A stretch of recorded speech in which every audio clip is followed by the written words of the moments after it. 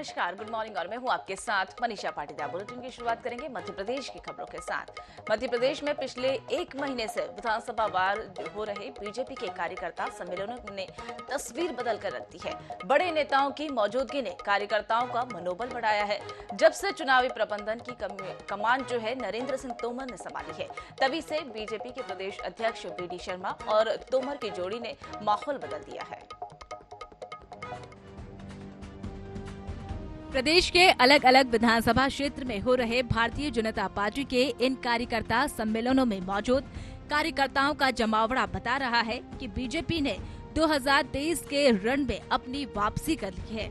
जब से चुनाव प्रबंधन समिति की कमान नरेंद्र सिंह तोमर ने संभाली है, तभी से बीजेपी प्रदेश अध्यक्ष वी.डी. शर्मा और तोमर की इस जोड़ी ने पार्टी के लिए खतरा बना रही सत्ता विरोधी लहर से बने माहौल को बदल दिया है। आइए जानते हैं किस तरीके से बीजेपी ने वी.डी. शर्मा की अगुवाई में 23 के चुनाव के लिए मजबूत वापसी की है।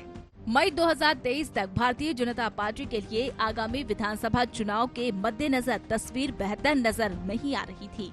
इसके बाद केंद्रीय नेतृत्व ने मध्य प्रदेश को लेकर कुछ बड़े फैसले किए। एक तरफ प्रदेश में सत्ता और संगठन में बड़े बदलाव की संभावना को खारिज किया गया, तो नरेंद्र सिंह तोमर को चुनाव प्रबंध समिति की कमान सौंप दी गई और इसी बीच अमित शाह भी मध्य प्रदेश में सक्रिय नजर आने लगे। भूपेंद्र यादव और अश्विन वैष्णव जैसे नेताओं को मध्य प्रदेश में तैनात किया गया। प्रदेश के दिग्गज चेहरों में नरेंद्र सिंह तोमर, कैलाश विजयवर्गीय, प्रहलाद पटेल, फग्गन सिंह कुलस्ते और ज्योतिरादित्य सिंधिया को कार्यकर्ता सम्मेलन में शामिल होने के निर्देश दिए गए। बीजेपी के डिजिटल बूथ अभियान के बाद आयोजित हो रहे कार्यकर्ता सम्मेलन में बड़े नेताओं की मौजूदगी में हजारों कार्यकर्ता शामिल हुए। 13 अगस्त तक 130 कार्यकर्ता सम्मेलन हो चुके हैं और 20 अगस्त तक सभी 230 विधानसभा में कार्यकर्ता सम्मेलन आयोजित किए जाएंगे। बीजेपी के कार्यकर्ता सम्मेलनों और विकास पर्वों में संगठन द्वारा चलाए गए मेरा बूथ सबसे मजबूत अभियान और बूथ के डिजिटाइजेशन का भी असर दिखा है। भारतीय जनता पार्टी की संगठन की ताकत जो प्रत्येक बूथ पर खड़ी है। मेरे बहनों और भाइयों, हम सब लोगों को संकल्प लेकर के सम्मेलन से जाना पड़ेगा कि आगामी समय में आने वाले चुनाव में चुनाव तो हम जीतेंगे, लेकिन एक संकल्प लेना है कि प्रत्येक बूथ पर जो अमित शाह जी कहते हैं चुनाव तो नहीं जीतना, चुनाव तो जीतना ही है। हर बूथ पर हम 51% वोट लाने का संकल्प लेकर के यहाँ से जाएंगे। बीजेपी के कार्यकर्ता सम्मेलनों के सफल आयोजन के बाद माना जा रहा है कि बीजेपी के शुभंकर माने जाने वाले वी.डी. शर्मा, प्रबंधन के खिलाड़ी नरेंद्र सिंह तोमर और सीएम शिवराज सिंह चौहान की मेहनत का असर 2023 के परिणामों में बीजेपी को मिल सकता है, क्योंकि एक तरफ इन सम्मेलनों में उमड़ती कार्यकर्ताओं की भीड़ के साथ साथ बीजेपी के दिग्गज नेता प्रदेश में पूरी तरह सक्रिय हो गए हैं। वहीं फिलहाल कांग्रेस में कमलनाथ और दिग्विजय के अलावा अन्य नेताओं की सक्रियता कम नजर आ रही है। भोपाल से अनुराग मालवी की रिपोर्ट। मध्य प्रदेश सरकार पर कथित आरोप लगाना कांग्रेस के लिए भारी पड़ गया है। बीजेपी ने इस मामले को लेकर क्राइम ब्रांच को शिकायत की थी और इसके बाद मामले में क्राइम ब्रांच ने एफआईआर दर्ज कर ली। मामले में कांग्रेस के राष्ट्रीय महासचिव प्रियंका गांधी, पूर्व मुख्यमंत्री और कांग्रेस के प्रदेश अध्यक्ष कमलनाथ समेत कई नेताओं पर एफआईआर दर्ज हुई है। देखिए हमारी खास रिपोर्ट में। प्रदेश में कमीशन खोरी पर होने वाले काम के मुद्दे को उछालने की कोशिश में कांग्रेस खुद ही शिकार हो गई है। 50% की कमीशन खोरी एक लेटर सोशल मीडिया पर वायरल हुआ, जिसे कांग्रेस के बड़े नेताओं तक ने अपने सोशल मीडिया पर शेयर कर दिया, जिसके बाद बीजेपी ने मामले में क्राइम ब्रांच को शिकायत की और भोपाल समेत कई जिलों में राष्ट्रीय महासचिव प्रियंका गांधी, पीसीसी चीफ कमलनाथ, पूर्व केंद्रीय मंत्री अरुण यादव, जयराम रमेश, शोभा ओझा के खिलाफ नामजद एफआईआर दर्ज हुई। के पश्चात जो भी ट्विटर हैंडल्स, सोशल मीडिया के अकाउंट्स जिनके थ्रू ये खबर फैलाई गई है, ये भ्रांति फैलाई गई है, जिसमें प्रियंका गांधी, श्री जयराम रमेश, कमलनाथ जी, अरुण यादव, शोभा ओझा, इन लोग के नाम हैं, उनके ट्विटर हैंडल के उपयोगकर्ता के रूप में उनको भी नामजद किया गया है। इस संबंध में एक एफआईआर दर्ज कर ली गई है। इस मामले में पुलिस की जांच में ये भी खुलासा हुआ कि पत्र में जिस संघ का नाम लिखा हुआ था वो रजिस्टर्ड नहीं है। यहाँ तक कि ज्ञानेंद्र अवस्थी नाम का कोई शख्स अभी तक जांच में नहीं मिला है, जिनके नाम का ये लेटर है। पुलिस की शुरुआती जांच में भी ये पत्र फर्जी पाया गया है। इस ज्ञापन में ये भी सूचना दी गई कि कांग्रेस पार्टी के कई सारे पदाधिकारी जिन्होंने अपने ट्विटर हैंडल से तमाम तरह की खबरों को संचालित किया है, ये ट्वीट किया है कि मध्य प्रदेश में इस प्रकार की कमीशनखोरी की जा रही है। इसके पश्चात इस आवेदन की, इस ज्ञापन की जांच की गई और कल रात में इसमें एक थाना क्राइम ब्रांच द्वारा एक FIR की गई है, जिसमें आरोपी के रूप में जो आवेदन दिया गया था मुख्य न्यायाधीश को, जो कि फर्जी था। हो सकता है कि कांग्रेस के बड़े नेताओं की आगे चलकर मुश्किलें भी बढ़ें, क्योंकि पुलिस इन सभी नेताओं को नोटिस भेजेगी और हो सकता है कि उन्हें जांच के लिए भोपाल क्राइम ब्रांच के कार्यालय भी बुलाया जाए। फिलहाल इस मामले ने सियासी तूल पकड़ लिया है। कांग्रेस के इस लेटर को सोशल मीडिया पर शेयर करने के बाद बीजेपी पूरे आक्रोश के साथ कांग्रेस पर हमलावर हो रही है। फिलहाल इस मामले में अब क्या कार्रवाई आगे होती है, ये देखना होगा। भोपाल से INS 24/7 के लिए गौरव गुप्ता की रिपोर्ट। कथित भ्रष्टाचार के वायरल लेटर के मामले में ग्वालियर पुलिस ने मामला दर्ज कर लिया। क्राइम ब्रांच ने इस मामले में संज्ञान लेते हुए और ज्ञानेंद्र अवस्थी और अन्य को आरोपी बनाया हुआ है। वहीं दरअसल लघु एवं मध्य श्रेणी संविदाकार संघ के लेटर हेड पर हाईकोर्ट ने मुख्य न्यायाधीश को एक बार फिर से पत्र लिखा और इसके बाद प्रदेश सरकार पर कथित भ्रष्टाचार के आरोप लगाए थे। और कांग्रेस की राष्ट्रीय महासचिव प्रियंका गांधी ने इस लेटर को ट्वीट कर दिया और इसके बाद इस मामले ने तूल पकड़ लिया।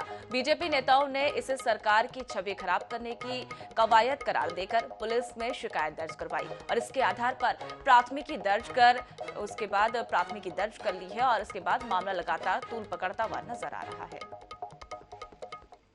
फरियादी हमारे पास आए थे जो बीजेपी के कार्यकर्ता हैं और अधिवक्ता भी हैं। इनका सब बताना था कि एक लेटर वायरल हुआ है जिसमें बसंत विहार का पता लिखा है और एक व्यक्ति का नाम लिखा है, ज्ञानेंद्र अवस्थी का, और उस पर जो बातें लिखी गई हैं वो बिल्कुल भी बेसलेस हैं। और दूसरा कि वो जगह पे भी ना ऐसा कार्यालय है और ना इस तरह की बात है और ये पूरी कूट रचना करके हमारी पार्टी और हमारे नेताओं की मानहानि करने के हिसाब से और ख्याति को खराब करने के हिसाब से कूट रचना की गई है। तो पुलिस ने प्रकरण पंजीबद्ध किया है। कांग्रेस नेताओं पर FIR दर्ज होने के बाद कांग्रेस अब आक्रामक हो गई है और वहीं कटनी में कांग्रेस ग्रामीण जिलाध्यक्ष करण सिंह चौहान ने प्रेस वार्ता कर राज्य सरकार पर बड़े आरोप लगाए हैं। चौहान ने कहा कि 50-50 लाख में थाने बिक रहे हैं, थानों में पोस्टिंग हो रही है। ये जो गमछा जो है पहनाया जा रहा है वो थानेदार आए हैं और ये अच्छे समझ रहे हैं और इनकी पहचान जो है पूरी हिस्ट्री हम निकालेंगे। सरकार आने के बाद भ्रष्टाचार पर कार्रवाई करेंगे। 50% की सरकार नहीं, 50-50 लाख में थाने बिक रहे हैं, थाने की पोस्टिंग हो रही है।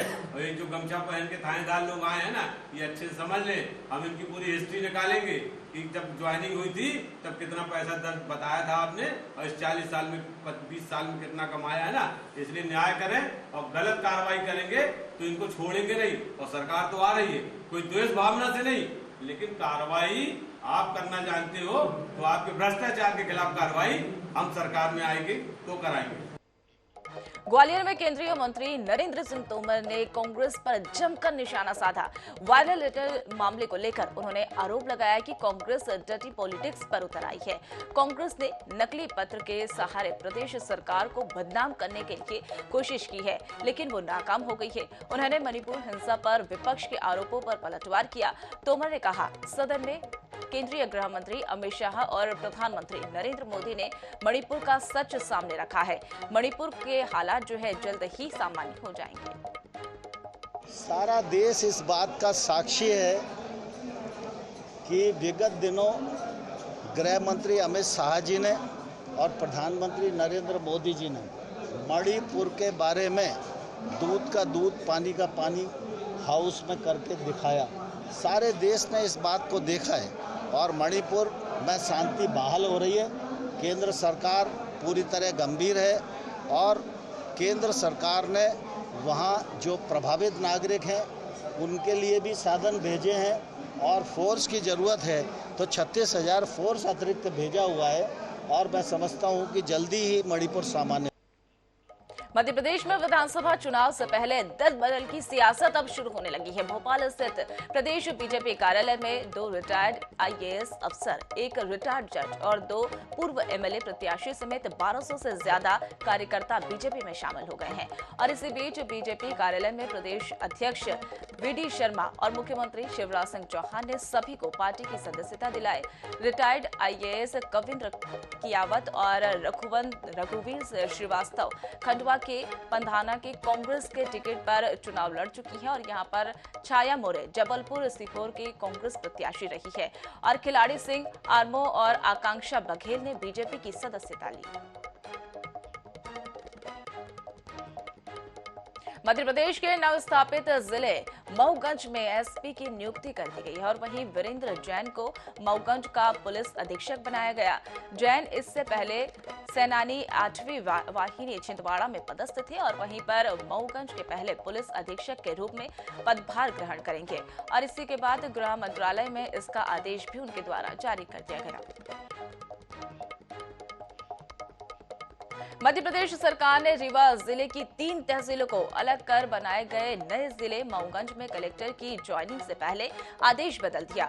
शनिवार आपको बता दें कि रविवार शाम को आदिम जाति क्षेत्रीय योजनाओं की संचालक सोनिया मीणा को मऊगंज का कलेक्टर बनाया गया था, लेकिन रात करीब 10 बजे आदेश परिवर्तित कर अजय श्रीवास्तव को मऊगंज का कलेक्टर बनाया गया।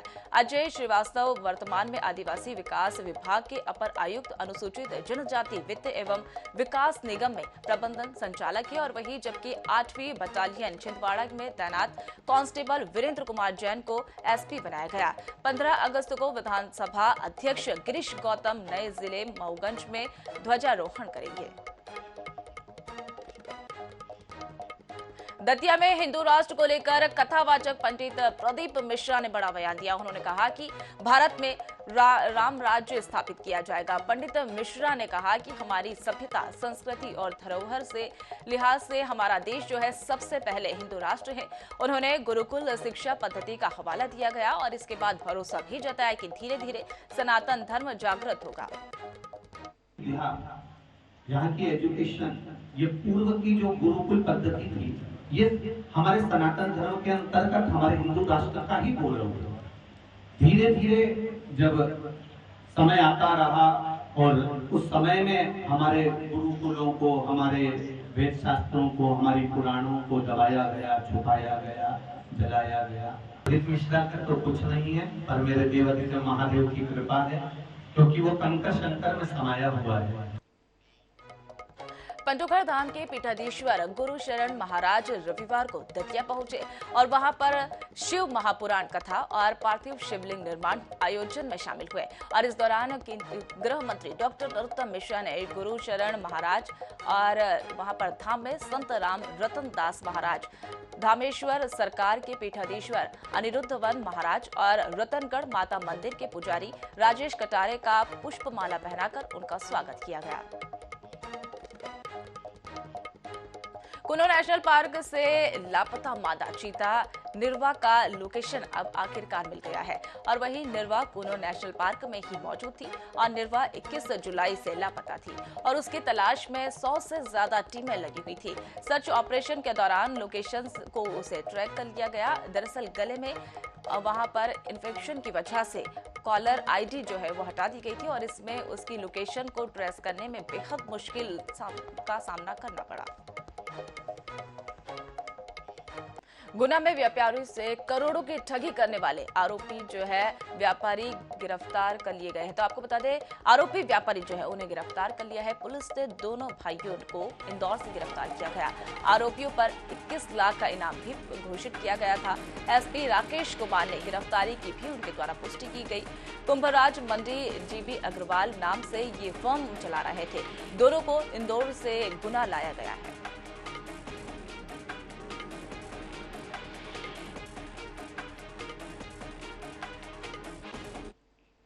खंडवा में पुलिस ने डकैती की योजना बना रहे 5 बदमाशों को धर दबोचा है। आरोपी के पास से वारदात में इस्तेमाल किए जाने वाले हथियार भी बरामद किए गए।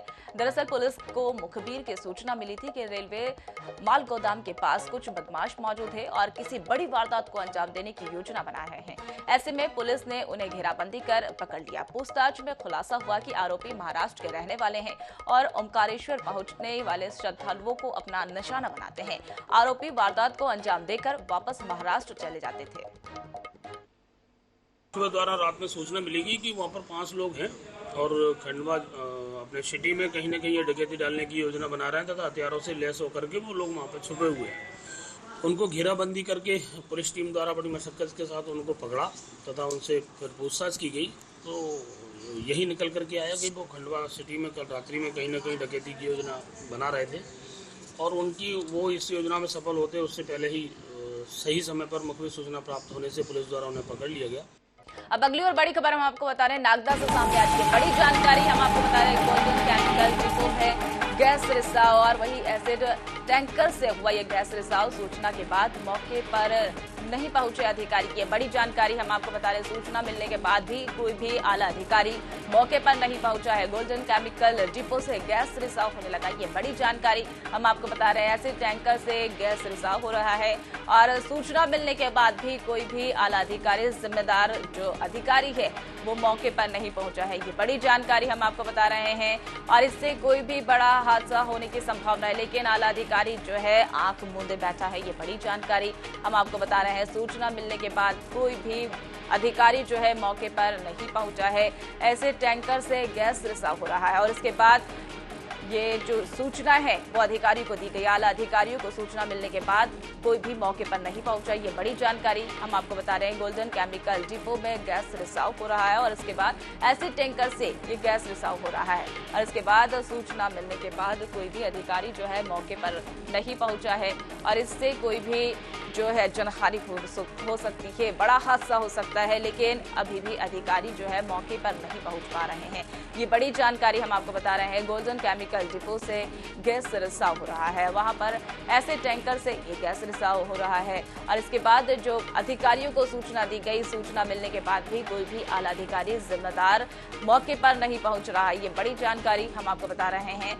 ऐसे टैंकर से गैस रिसाव हो रहा है और इसी के बाद सूचना मिलने के बाद नहीं पहुंच पा रहे हैं। कोई भी आला अधिकारी जिम्मेदार जो है मौके पर नहीं पहुंचा है। तो ये बड़ी जानकारी हम आपको बता रहे हैं। ऐसे टैंकर से गैस रिसाव हो रहा है, ये बड़ी जानकारी हम आपको बता रहे हैं। सूचना मिलने के बाद भी कोई भी अधिकारी जो है मौके पर नहीं पहुंचा है। गोल्डन केमिकल डिपो में ये गैस रिसाव की सूचना मिली और इसके बाद वहां पर सूचना मिलने के बाद भी कोई भी अधिकारी जो है नहीं पहुंच पा रहे। ये बड़ी लापरवाही भी इसे कह सकते हैं कि गोल्डन केमिकल डिपो में गैस रिसाव हो रहा है। इससे जो है वहां के रहवासी उन्हें काफी दिक्कतों का सामना भी करना पड़ सकता है। कोई जनहानि भी हो सकती है, बड़ा हादसा भी होने की संभावना जो है वो जताई जा रही है लेकिन आला अधिकारी आंख मूंदे बैठे हुए। ये बड़ी जानकारी हम आपको बता रहे हैं। ऐसे टैंकर से गैस रिसाव हो रहा है। सूचना मिलने के बाद भी कोई भी जिम्मेदार मौके पर नहीं पहुंचा है। ये बड़ी जानकारी आप देख सकते हैं आपकी टेलीविजन स्क्रीन पर। इस खबर पर और अधिक जानकारी के लिए हमारे साथ राकेश कानून को हमारे सहयोगी जुड़ चुके हैं। राकेश, जिस तरीके से गोल्डन केमिकल डिपो में गैस रिसाव की सूचना मिली और ये भी खबर सामने आई है कि अधिकारियों को, आला अधिकारियों को सूचित कर दिया गया है लेकिन मौके पर अभी तक कोई नहीं पहुंचा है, तो अगर वहां की अभी स्थिति की बात करें तो क्या स्थिति वहां की बनी हुई है? नेशनल सत्ता हाईवे पर ये गोडाउन डिपो बना हुआ है जिसके अंदर एसिड के टैंकर रखे रहते हैं, कंपनी से अप्लाई किए जाते हैं बाहर। उसके अंदर गैस रिसाव राजकोट हाईवे से चल रहा है। अपने आईएनएस संवाददाता व अन्य लोगों के द्वारा अधिकारियों को सूचित किया गया, ऐसा मामला हो रहा था। अभी अधिकारी को यहाँ पहुंचे नहीं है और रही लोगों की बात तो लोग घबराहट है, भगदड़ मची हुई है यहाँ पे। और उसके बाद यहाँ स्कूली बच्चे निकलते हैं बहुत सारे और नेशनल हाईवे बड़ी बड़ी गाड़ियां, छोटी छोटी गाड़ियां सब निकल रहती है और अफरा तफरी का माहौल बना हुआ है यहाँ पे, लेकिन अधिकारी अभी तक यहाँ कोई नदारत यहाँ पे। जी राकेश, जिस तरीके से आपने बताया कि यहाँ से स्कूल के बच्चे जाते, स्कूली बच्चे वहां से निकलते, आम जनता वहां से निकलती, लेकिन प्रशासन या फिर कोई अधिकारी की अगर बात करें तो वो सूचना मिलने के बाद भी अभी तक नहीं पहुंचे, तो कहीं ना कहीं ये भी कहा जा सकता है कि ये बड़ी लापरवाही उनके सामने आ रही है। जी हाँ, ये सही कहा आपने कि यहाँ बड़ी लापरवाही सामने आ रही है और ये हमेशा हर 6 महीने साल भर में ये घटना यहाँ होती रहती है, लेकिन प्रशासन, प्रदूषण विभाग और सभी आंखें मूंदे यहाँ बैठा रहता है। ना इन पे कोई कार्रवाई होती है, ना ही कुछ काम कार्य किया था उनसे। जी राकेश कानून को आप हमारे साथ जुड़े और तमाम जानकारी आपने साझा करी, इसके लिए बहुत बहुत धन्यवाद।